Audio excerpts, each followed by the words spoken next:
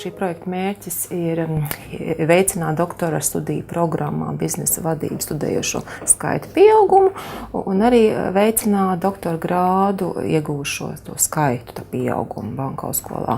Un šis projekts jau tiek īstenots kopš faktiski 2009. gada, jau ir 5. gads.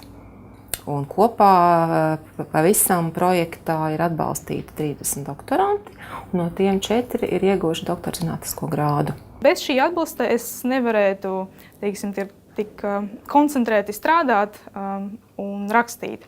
Tāpēc, kad tev ir ideja, tāpat kā biznesa, ja tev nav resursu, tad tu nevari vienkārši īstenot to ideju. Un tāpat arī pētnieciskajā darbā.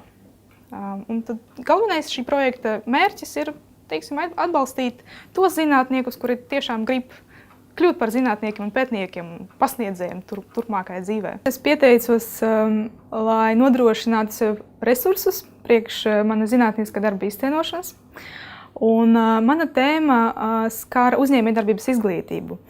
Es cenšos izmērīt, kā eksperimentāla pieeja izglītībai ietekmē reālo dzīvi.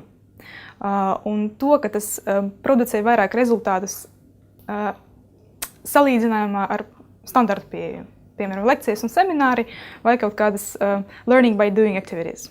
Mans pētījums apšauba vispār pieņemtu domāšanu.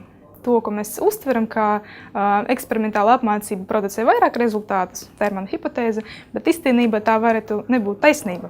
Kāds ir ieguvums sabiedrībā? Ir tāds, ka tiek veicināti pētījumi kas nodrošina uz zināšanu balstītas ekonomikas attīstību. Mēs ļoti ceram, ka nākošanai plānošanas periodā atkal būs iespēja pieteikties uz šiem konkursiem, šiem fondiem.